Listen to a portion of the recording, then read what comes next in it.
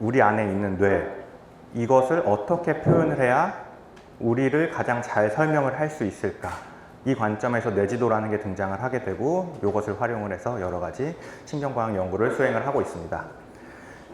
저와 같이 뇌인지 과학자들에게 가장 기본적인 질문은 다음과 같습니다. 인간의 인지 능력은 뇌에서 어떻게 일어날까? 어떻게 발현될까? 입니다. 이 뇌, 1.4kg의 이제 생물학적 조직에서 어떤 일이 일어나길래 이것을 구성하는 신경세포들이 서로 어떤 이야기들을 주고받고 있길래 우리 인간의 이런 아름다운 고차 인지 능력들을 이해할 발현이 되는지 그것을 이해하는 질문을 던지고 이것에 대해서 대답을 하기 위해 수십 년 동안 연구자들이 이제 공부를 하고 있습니다. 이 대상으로 특히 제가 관심을 갖는 것들은 집중력. 여러분들 지금 아직까지는 제 말에 잘 집중을 하고 계시죠? 3, 40분 뒤에는 어떻게 될지 잘 모르겠지만요. 그리고 또 이렇게 들은 이야기들을 어떻게 잘 기억을 할지, 그리고 나중에 다시 회상을 해낼 수 있을지, 그리고 전반적으로 우리의 지능은 어떻게 될지, 그리고 조금 더 인지에서 벗어나서 고차원적으로 생각을 하면은 인간의 의식은 어떻게 생겨나고 사라질지, 이런 것들에 대해서 관심을 갖고 질문을 던지고 대답을 찾고 있습니다. 이 과정에서 여러분들 그림에서 보실 수 있는 것처럼 개개인들은 다 다른 특성을 가지고 있습니다. 전반적으로 기억력, 집중력, 지능 이런 인지 기능들을 다 가지고 있고 똑같이 뇌 조직을 가지고 있지만 실제로 디테일하게 개개인들이 이 인지 기능을 발휘하는 전략들 혹은 생물학적으로 그 기전들은 조금씩은 다를 수가 있습니다. 그래서 저는 이제 개개인의 뇌와 표현형, 사람과 사람 사이의 뇌의 차이로 사람과 사람 사이의 특징의 차이를 설명하는 그런 연구들을 수행을 하고 있습니다. 실질적으로 뇌와 우리의 개인의 특징들의 연관성을 구축을 해놓으면 그 연관성, 우리가 이미 알게 된 연관성을 기반으로 뇌만 보고 어떤 특정 개인을 설명할 수 있을까? 예측할 수 있을까? 이런 질문들을 던지고 있습니다. 그래서 그 표현형, 특징이 무엇이냐? 오른쪽 그림에서 보시는 것처럼 앞에서 설명드린 인지 능력을 포함을 해서 우리의 행동 방식이라던가 감정, 성격, 혹은 우리가 이제 임상적으로 질환을 갖게 됐을 때 그 질환 상태, 이 모든 것들이 포함이 될 수 있습니다. 이런 것들을 설명을 하기 위해서 이제 뇌라는 것을 저는 이제 데이터로 사용을 하고 있는데 이때 뇌를 구조적으로만 볼 수도 있고 기능적으로 볼 수도 있습니다.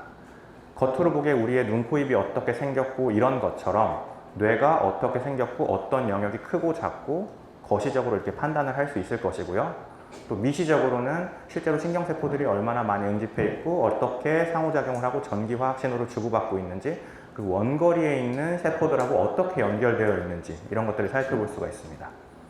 또 다른 측면에서 이 구조적인 것뿐만 아니고 기능적인 활성도를 활용을 해서 여러 가지를 분석을 할 수 있습니다.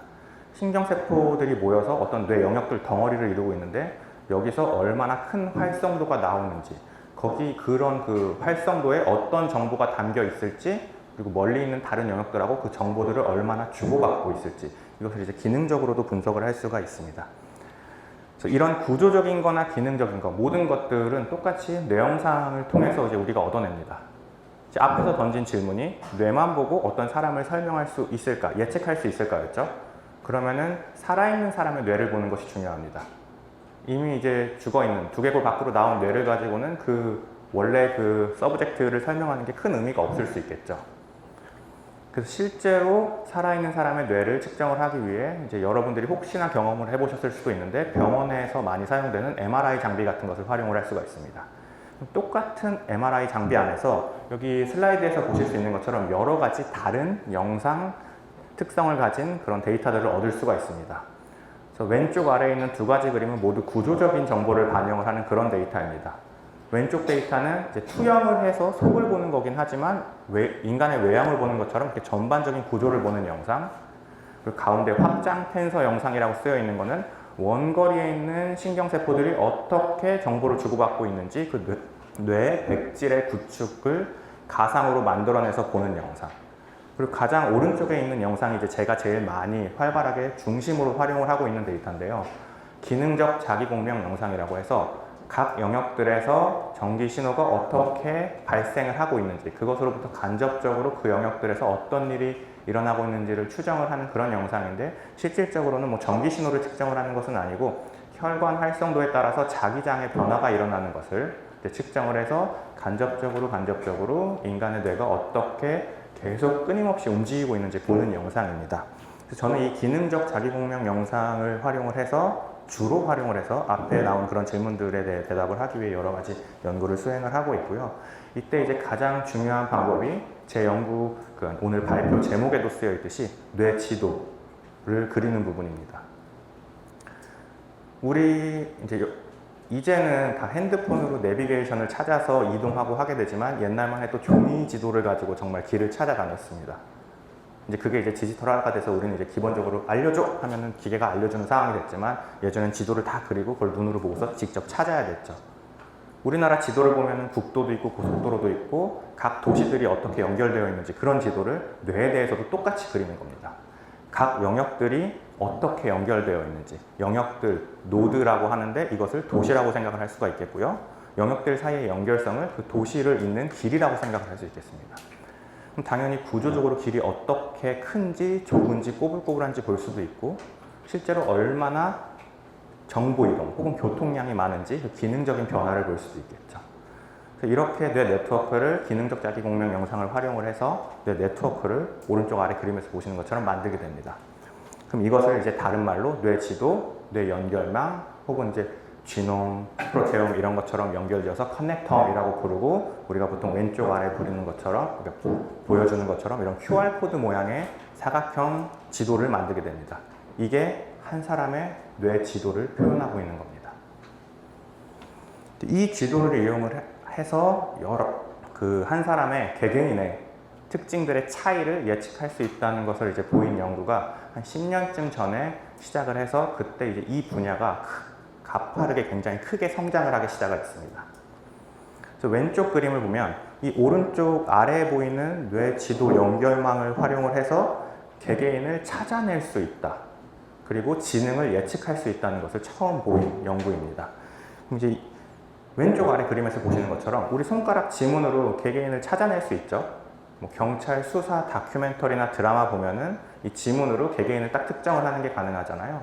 그거와 비슷하게 이 오른쪽 아래 뇌 지도만 보고서 그 사람을 꽤나 높은 정확도로 특정을 할 수 있다는 겁니다.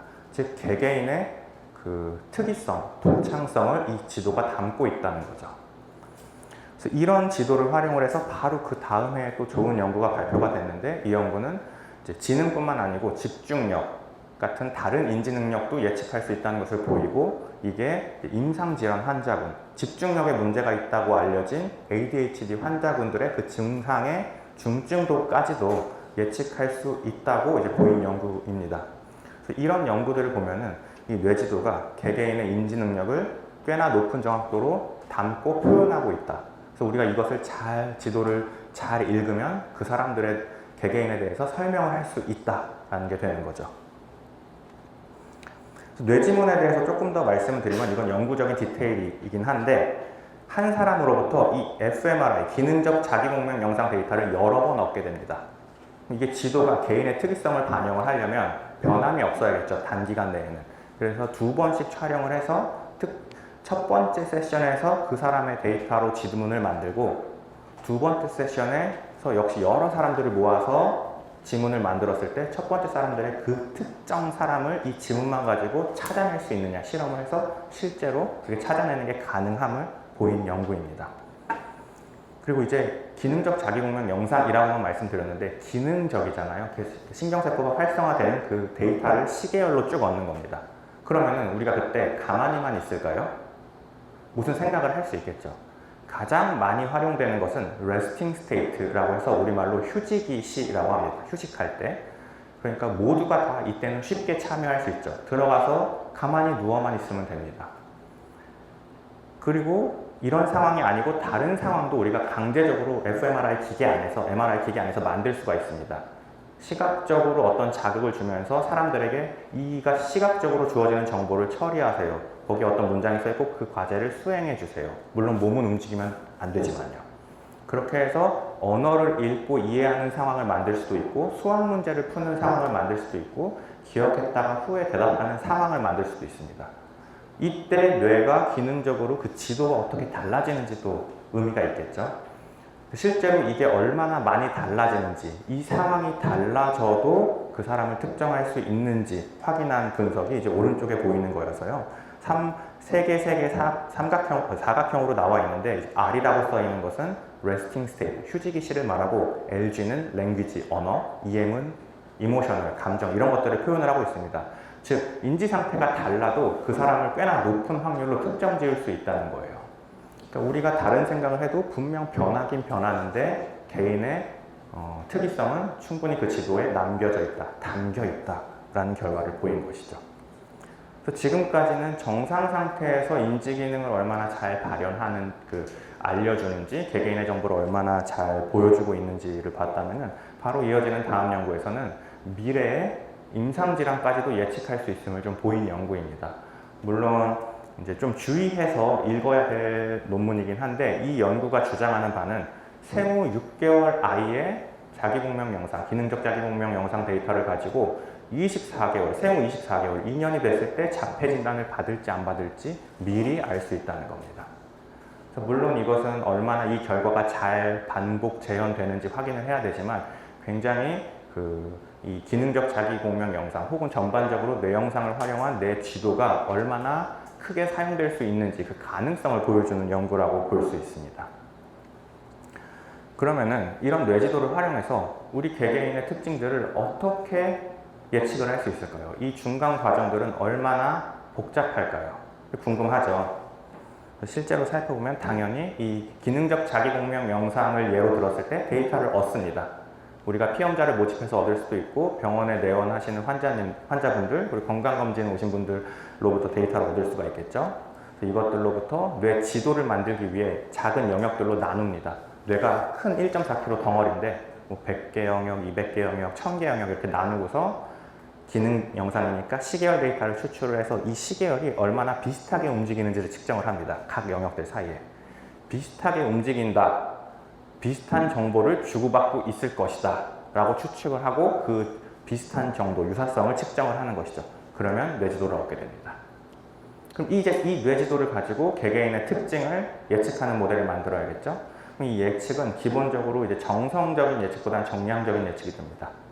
IQ라고 하면은 90점, 100점, 102점 뭐 이런 점수들이 가지고 있겠죠. 이런 점수들을 예측하는 모델을 간단한 회귀 모델로도 만들 수가 있습니다. 물론 이제 이게 점점 더 발전해서 복잡한 딥러닝 AI 모델을 활용할 수도 있지만 간단한 1차 선형적인 모델로도 어느 정도 예측할 수 있음이 이제 기본 연구에서 보였습니다. 그래서 이런 회귀 모델을 훈련 데이터셋에서 만들고 실제로 우리가 예측하고 싶은 사람의 fMRI 데이터만 이 모델에 넣으면 그 사람의 인지 정보를 예측할 수 있는 거죠.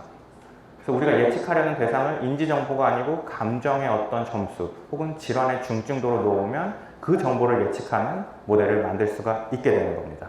그래서 제가 이런 것들을 기반으로 해서 이제 한국에 들어오기 직전에 이제 발표했던 연구는 이 레스팅 휴지기 시 기능적 자기공명 영상 데이터로부터 얻은 뇌지도 하나만 가지고 개개인의 주의 집중력을 예측할 수 있는 모델을 개발을 했던 겁니다. 그래서 뒷부분은 기본적으로 앞에서 설명드린 그런 과정인데 이 앞단에 뇌지도 변환이라는 부분을 하나 제가 추가로 개발을 해서 집어넣게 되고 이를 통해서 어디서도 쉽게 활용할 수 있는 주의 집중력 예측 모델을 만들었습니다. 그러면은 이 결과물은 아래쪽에서 보실 수 있는 것처럼 당신의 주의 집중력은 비슷한 나이대 대비 상위 몇 %입니다. 알 수 있게 되는 거죠. 물론 맹신하면 안 됩니다. 가능성이 있다는 것을 보여준 거니까요. 제가 어떻게 여러분이 끝까지 안 좋겠군요. 100점입니다. 이렇게 단정 지을 수 있겠어요. 이건 다 상황에 따라 변하기 마련인데 꽤나 높은 정확도로 이것을 표현할 수 있다는 그런 결과입니다. 여기서 이제 뇌지도 변환 모델에 대해서 말씀을 좀 드리려고 하는데 앞에서 말씀드린 것처럼 뇌지도는 개인의 특이성을 포함을 하면서 신뢰도 높게 변하지 않게 어느 정도 안정적인 정보다라고 말씀을 드렸죠. 그럼에도 불구하고 상태에 따라 달라진다고도 말씀을 드렸습니다. 그래서 즉 휴지기 시 얻은 데이터와 어떤 인지 기능을 수행할 때 얻은 데이터는 분명 미묘한 차이가 있을 거예요. 그래서 이 미묘한 차이를 수학적으로 설명을 할 수 있으면 뒷단에 fMRI 데이터, 기능적 자기공명 영상 데이터를 굳이 어렵게 피험자에게 어떤 과제를 좁은 기계 안에서 수행해 주세요 라고 부탁하지 않고도 얻어낼 수가 있게 되는 거죠. 데이터 하나만 가지고.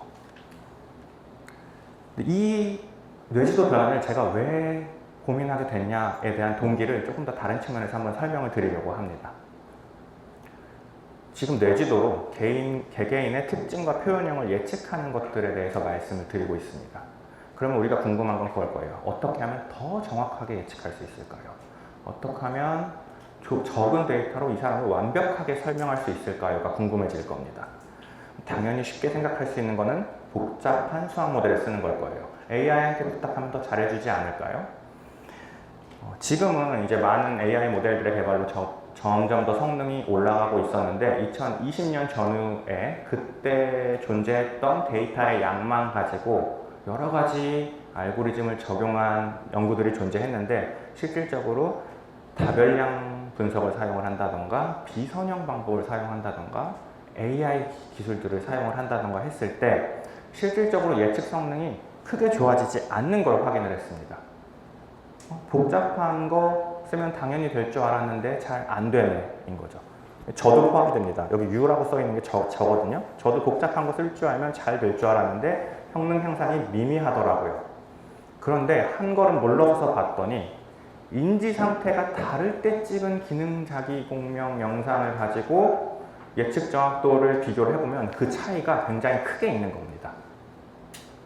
휴지기 시 찍은 자기공명 영상 데이터 그리고 다른 어떤 인지기능 과제를 수행할 때 자기공명 영상 데이터 그 개개인 똑같은 피험자인데 설명할 수 있는 그 정도가 다른 거. 왜 그런지 생각을 비유를 해서 말씀을 드리면 여러분들의 심폐지구력을 측정을 해보고 싶을 때 가만히 숨 쉴 때 호흡량만 가지고 정확히 측정을 할 수 있을까요? 러닝머신 위에 올려놓고 얼마나 빠른 속도로 얼마나 오래 뛸 수 있는지 이때 호흡수가 얼마나 안정적이거나 급변하는지를 봐야 그 능력을 잘 설명할 수 있겠죠. 마찬가지로 비슷한 인지기능 과제를 수행을 하게 해놓고 측정을 하면 그 정보를 더 잘 반영한다는 겁니다. 뇌가 열심히 일을 하게 하고 이 사람의 수학 능력이 알고 싶어 수학을 열심히 풀게 하고 측정을 하면은 이렇게 보시는 것처럼 실제로 어떤 과제를 수행할 때 찍은 데이터가 훨씬 더 높은 정확도로 설명을 하고 있다는 게 이제 기존에 확인이 되고 있습니다. 그래서 이런 결과들 때문에 뇌지도를 변환하는 게 주요하겠다. 조금 더 일반적으로 말씀드리면 데이터 자체를 변환할 수 있으면 좋겠다. 왜? 모든 사람들한테 모든 과제를 다 수행하게 하기 힘드니까 현실적으로 불가능하니까 하나의 데이터만 가지고 다른 데이터들을 만들어낼 수 있으면 생성해낼 수 있으면 더 큰 도움이 되지 않을까. 기본적으로 이제 연구 결과들은 휴지기 시 얻은 데이터로 행동 예측, 인지 행동 예측을 할 수 있었습니다. 인지 과제를 수행하게 하고 예측을 하게 하면 똑같이 예측하는데 조금 더 잘했습니다. 데이터를 다 얻기 힘드니까 요 뇌지도 변환만 해주면 큰 도움이 되지 않을까라는 생각으로 제가 이 뇌지도 변환 모델에 대해서 아이디어를 얻고 연구를 진행을 하게 됐던 겁니다. 실질적으로 앞에서 보셨던 것처럼 우리가 데이터를 원래는 얻으려면 영상 촬영을 여러 번 해야 되는데 그게 없이 오른쪽에 태스크 fMRI 실험 없이도 뇌지도를 만들 수 있게 되는 거죠. 이게 모든 상황에 대해서 다 만들 수 있게 되면 우리가 언어 상황 뇌지도도 알고 싶고 감정 상황 뇌지도도 알고 싶고 기억 상황 뇌지도도 알고 싶은데 실제로는 실험을 다 해야 되는 겁니다. 뇌지도를 얻어야 되니까요. 그런데 이 모델이 궁극적으로 다 만들어지면 하나만 가지고 다 변환해서 낼 수 있게 되는 거죠. 여러분 뇌를 제게 한 번만 보여주시면 다 판단을 할 시도를 해볼 수가 있게 되는 겁니다. 그래서 이런 동기를 가지고 뇌지도 변환 모델을 만들었고 지금은 이 뇌지도 변환을 조금 다른 관점에서 적용을 해보고 있습니다.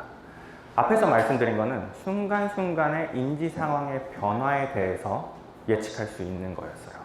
가역 상황에 대해서. 내가 기억을 하다가 또 아무 생각도 안 할 수 있겠죠. 이 변화, 가역적인 변화에 대해서 예측하는 모델을 만들었던 건데 이제는 제가 발달 쪽에 관심이 생겼습니다. 그 생애 전주기 동안 우리의 신체가 발달하고 노화하죠. 그래서 특히나 이제 발달이 큰 소아청소년기에는 소아청소년기 키 몸무게 발달 도표도 존재합니다. 엄청나게 급변하는 키와 몸무게를 가지고 우리가 그걸 변화를 볼 수 있죠. 뇌도 당연히 똑같이 변화하고 있을 겁니다.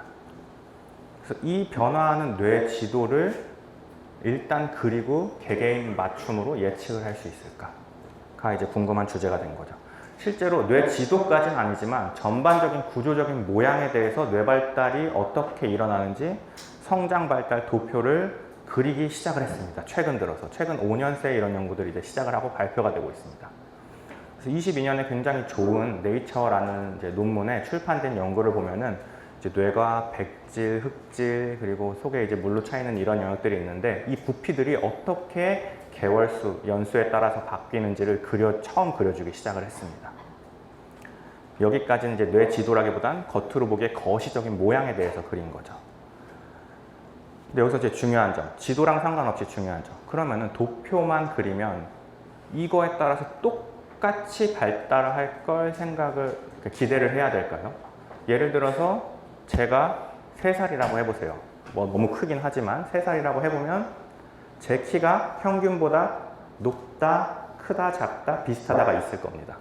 그러면 이제 그 발달 도표를 따라서 계속 그 범위 안에 있을까요? 제가 평균이었으면 계속 평균일까요? 좀 늦게 클 수도 있고 좀 빨리 클 수도 있고 혹은 못 먹어서 못 클 수도 있고 뭐 잘 먹고 잘 자서 잘 클 수도 있겠죠. 개개인마다 변화 양상은 실제로 크기도 다르고 속도도 다를 겁니다. 그리고 또 후천적인 영향도 있고요. 그러니까 이 도표 하나만 존재한다는 것으로는 개개인을 설명하기에는 조금 힘든 상황입니다. 즉 개개인 맞춤으로 미래에 어떻게 될지 알아볼 수 있어야 돼요. 이 발달에서 뇌인지 측면에서 살펴보면은 가로축은 나이가 우리가 이제 달력으로 보는 나이가 먹어가는 과정을 그리고 있고 세로축은 뇌인지 기능이 어떻게 발달하는지를 보여주고 있습니다. 굉장히 어린 나이에는 천천히 발달하다가 이제 학교에 들어갈 무렵부터 급속도로 발달을 하겠죠. 그 직전부터 이제 언어, 걷기 이런 것도 발달을 하고 이제 초등학교, 중학교 들어가면서 꽤 많이 발달해서 사람들하고 대화도 하고 고등학생 여러분들이 느끼기에는 이제 다 컸다라고 생각을 하는 그런 시점이 오죠. 굉장히 급변했습니다. 그 시기 동안. 근데 이때도 특정 나이 한 구간을 딱 보면은 인지 기능이 조금씩 차이가 있을 수 있어요. 누가 똑똑하고 누가 더 부족하다의 얘기가 아닙니다. 그냥 그 시점에서 좀 다를 수 있어요. 장단점의 측면이 다를 수도 있고 여러 가지 이유로 다를 수가 있습니다. 평균 점수가 이 정도인데 나는 공부를 해서 더 잘 나왔을 수도 있고 부족해서 못 나왔을 수도 있고 여러 가지 이유가 있겠죠. 개개인은 다릅니다. 그러면은 이 초록색 아이가 파란색 아이가 평균보다 높다 낮다로 모든 걸 다 판단할 수 없겠죠. 앞에서 말씀드린 것처럼 발달 속도도 다르고 뭐 여러 가지 특장점도 다르고요. 즉 우리는 지금 순간보다 어느 정도 안정기에 들어갔을 때 내가 뭘 잘할지, 내가 뭐에 관심이 있을지 좋아할지, 저 사람이 어떻게 임상적으로 위험할지 안 할지를 판단을 하고 싶은데 지금 정보만 가지고는 여러 가지로 부족한 겁니다. 이렇게 앞에서 말씀드린 것처럼 조금 발달 시기가 늦게 왔을 수도 있어요. 단순하게는 선천적으로, 후천적으로 여러 가지 노력을 해서 개발이 될 수도 있고. 그래서 이런 것들을 우리가 미리 선제적으로 판단할 수 있을까가 제가 뇌지도 변환 모델을 적용을 해봐야겠다라고 생각한 지점입니다. 앞에서는 뇌지도를 그냥 인지 상태, 가역적인 멘탈 상태 변화에 따라 예측하는 것을 만들었어요. 이쪽으로 가면 이렇게 바뀔 것이고 다른 상태로 가면 이렇게 바뀔 것이고. 그런데 이제 나이, 연령은 비가역적인 변화죠. 계속 늙어갑니다. 한 방향으로만 흘러요. 그래서 이 발달과 노화를 예측할 수 있는 모델을 만들 수 있을까가 제가 이제 시도를 해봤던 겁니다. 그래서 여기서 이제 나이를 첫 번째 나이를 X, 두 번째 나이를 X 플러스 A로 했는데 제가 이제 실질적으로 했던 거는 9살 아이들의 뇌 영상을 대상으로 11살의 뇌가 어떻게 바뀔지 알 수 있을까입니다. 이때 역시 뇌지도를 그려놓고서 이 뇌지도가 얼마나 고도화될지 발달될지 어떤 특징이 바뀔지를 예측해 보려고 했던 거죠. 이게 잘 되면 우린 앞으로 계속 찍을 필요가 없게 되는 겁니다. 11세 때 또 찍고 20세 때 찍고 30대 40대 때 찍어서 신경정신 질환이 생길 수도 있고 이거를 계속 찍으면서 봐야 되는데 정말 이게 이상적으로 완벽한 상황이 된다면 한 번만 찍으면 많이 알 수 있는 거죠. 물론 후천적인 변화 때문에 모든 걸 다 잡아내지는 못할 겁니다. 하지만 꽤나 많은 부분을 설명할 수 있을 거예요. 초기 데이터 하나만 가지고. 실제로 프로토타입 모델을 개발을 해봤는데 어느 정도 성공적인 변환이 가능함을, 예측이 가능함을 보였어요. 그래프에 대해서 굳이 어렵겠지만 한번 좀 자세하게 설명을 해드릴게요. 왼쪽 그림을 보시면 모든 그림에서 다 점은 개개인 데이터를 나타냅니다. 동그라미 하나는 사람 하나하나예요. 왼쪽 그림에 보시면 아래쪽도, 그러니까 가로축도 세로축도 다 뇌지도. FC는 여기서 Functional Connectome, 기능적 뇌지도인데 이 뇌지도의 Similarity, 유사성을 보여주고 있습니다. 근데 어떤 유사성이냐? 가로축은 실제로 9살과 11살의 같은 사람의 뇌지도가 얼마나 비슷한지 혹은 다른 말로 얼마나 달라졌을지를 표현할 수 있는 그런 정보고, 세로축은 내가 실제로 얻은 11살의 데이터와 예측한 11살의 데이터가 얼마나 유사한지를 보는 겁니다. 왜 보냐? 만약에 이미 9살의 뇌지도랑 11살의 뇌지도가 너무 비슷하면 뭐하러 예측하겠어요? 그냥 쓰지. 9살 거. 지도가 안 바뀌는데. 이게 바뀌어야 예측하는 의미가 있겠죠. 그러니까 가로축은 어느 정도 다를 것이고 꽤나 높지만, 세로축은 내가 실제로 11살 뇌지도를 예측을 하면 9살의 실제 데이터보단 예측한 게 더 비슷해야 되는 거죠. 그럼 그 더 비슷한 게 만약에 실제로 더 비슷하게 예측이 됐다면 이 지도상에서는, 이 그래프상에서는 분홍색 영역으로 다 표시가 됩니다. 하얀색 영역은 내가 예측한 게 별로 안 좋다, 그냥 9살 데이터를 쓰는 게 충분히 잘 설명한다가 되고, 분홍색은 예측을 실제로 하는 게 실제 데이터보다 훨씬 더 많은 걸 설명을 할 수 있다는 겁니다. 물론 100%는 아니지만 과반수보다 훨씬 많은 피험자들에 대해서 예측이 도움이 됨을 확인을 했습니다. 대부분의 점들이 다 분홍색 영역으로 치우쳐져 있죠. 오른쪽 그림은 이제 변화, 발달을 예측을 하는 겁니다. 그럼 가로축은 뭐냐? 9살에서 11살까지 실제로 얼마나 달라졌는지를 가지고 발달을 정량화했습니다. 달라진 만큼 발달했다라고 얘기를 하는 거죠. 그래서 이 가로축은 왼쪽의 가로축을 정확히 1에서 뺀 숫자가 됩니다. 그래서 얼마나 달라졌는지, 그리고 세로축은 그 다른 정도를 내가 예측을 잘했는지, 실제로 9살의 데이터와 예측한 11살의 데이터를 비교해서 발달을 예측한 것. 가로축은 측정한 발달. 비교했더니 꽤나 높은 상관관계가 있음을 보였어요. 즉 발달 정도를 꽤나 잘 예측을 했다는 거죠. 이게 왜 어떤 정보를 왼쪽 그래프에 더해서 주느냐? 왼쪽 그래프는 그냥 발달 예측 많이 한 것 같다, 많은 피험자들에서 성공했다. 오른쪽 데이터는 사람마다 발달 정도가 다를 거잖아요. 개개인마다 발달의 양이 다릅니다. 당연히 이 개개인의 발달의 차이도 잘 예측했냐는 겁니다. 개개인에 대해서 상관관계가 있었다는 것이. 그래서 정말 개개인의 발달 정도를 예측하는 모델을 우리가 데이터 하나만 가지고 꽤나 높은 정확도로 확인해낼 수 있구나, 예측해낼 수 있구나라는 걸 보인 그림입니다. 그러면은 이제 단순히 뇌지도만 그리는 것이 아니고 얼마나 이 사람이 인지 기능을 잘 수행을 하는지도 궁금할 거예요. 이 아이가 9살에 기억력이 있고 지능이 있을 겁니다. 10살에도 기억력, 지능 어떻게 있겠죠? 학교 다니면서 점점 늘 거예요. 자연스럽게 개발되는 것도 있고, 학교 가면서 공부하고 아이들하고 친구들하고 같이 이제 뛰어놀고 이야기하면서 개발되는 많은 능력들이 존재합니다. 그럼 11살에도 인지 기능이 어느 정도 발달이 돼 있겠죠? 그럼 이 실제로 뇌지도 변화뿐만 아니라 우리가 사회생활할 때 나타나는 인지 기능 자체를 예측을 할 수 있는지가 또 중요하겠죠. 지도만 가지고는 그냥 지도만 만들었다. 실제로 실용성이 있어야 되니까 그 사람들의 표현형 특징을 잘 예측을 할 수 있어야 됩니다. 가장 오른쪽 그림을 보면 11살 때의 기억력을 예측을 하려고 한 그림인데 무엇으로부터 예측을 했냐? 9살의 뇌지도. 이 친구의 9살 뇌지도를 보고 11살의 인지기능, 기억력이 어떻게 발달해 있는지 예측을 하려고 한 결과, 가장 왼쪽은 실제로 11살의 인지 능력을 11살 때의 데이터로 예측을 하려고 한 결과입니다. 그러니까 같은 시점이죠. 예측이라기보다 뇌로부터 측정을 한 거고, 실제로 오른쪽은 미래를 예측한 겁니다. 그러면 일단 현재 시점의 데이터로 현재 인지 능력을 예측하려고 한 가장 왼쪽의 그림을 보면은 여기 R이라고 P라고 써 있는 게 있는데, 여러분들 통계 수업 다 배우나요? 아직인가요? R이라고 하는 것은 얼마나 정확하게 예측을 했는지 그 정도를 나타내고, P는 그게 정말 성공했는지, 의미 있게 성공했는지를 보여주는 겁니다. 그래서 P가 보통 우리가 얘기할 때 0.05보다 작으면 성공한 결과라고 얘기를 해요.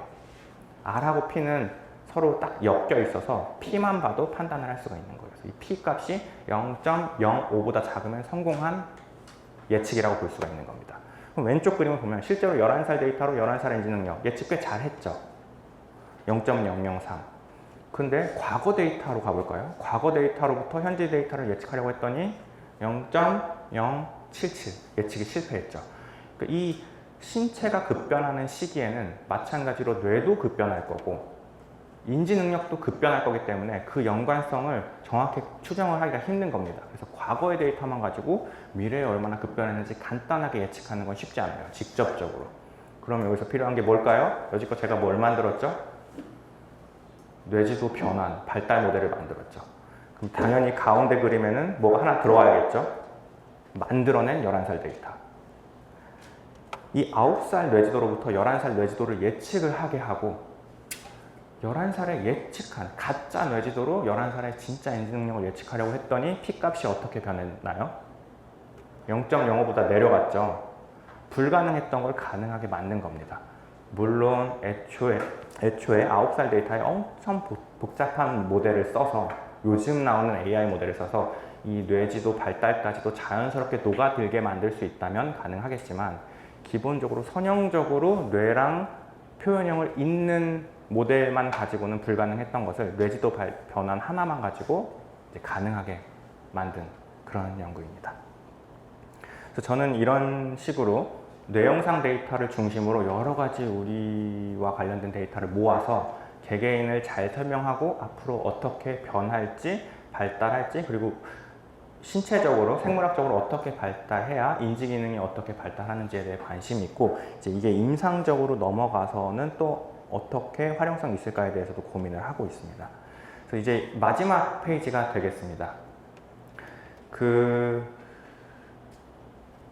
지금까지 현재 데이터로부터 다른 상황, 얻어보지 않은 다른 상황에 대해서 예측하는 것을 보여드렸고 미래를 예측하는 것까지 보여드렸어요. 그럼 제가 이제 바로 전 슬라이드에서 임상적으로 어떻게 활용성이 있을지 궁금하다고 했는데 여기서 이제 그것에 대해서 논의가 조금 되고 있습니다.